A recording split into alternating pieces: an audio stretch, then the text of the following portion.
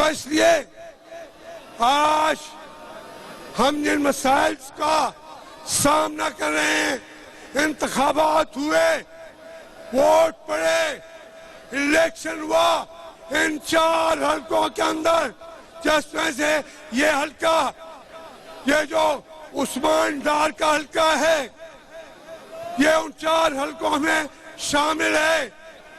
हमारे पार्टी के लीडर ने फैसला किया, हम वहां जाएंगे, लोगों को बात सुनाएंगे, उनसे पूछेंगे क्या आपने एमएलए किसको मुंतखब किया था, ख्वाजा आसिफ को या उस्मान डार को? किसको हाथ खड़ा करके, झंडे ऊपर करके बताओ, किसको एमएलए बनाया था, किसको बनाया था? आपने उस्मान डार को बनाया।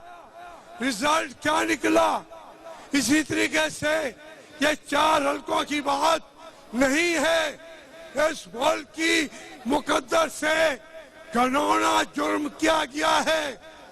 आज इलेक्शन कमीशन कहता है कि हम इलेक्शन आइंदा इलेक्शन हम वही कराएंगे जो तजावीज इमरान खान की पार्टी दे रही है।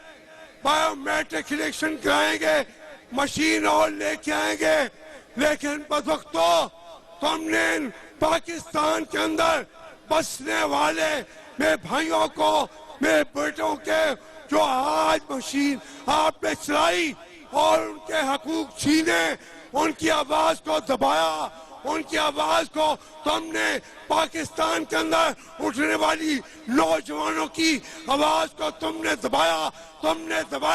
वो आवाज नहीं दबी, वो आवाज मौजूद है, वो आवाज उठती रहेगी और पाकिस्तान में सच्ची जमहूरियत और सच्चे वोट की जंग हम लड़ेंगे और कामयाब होंगे।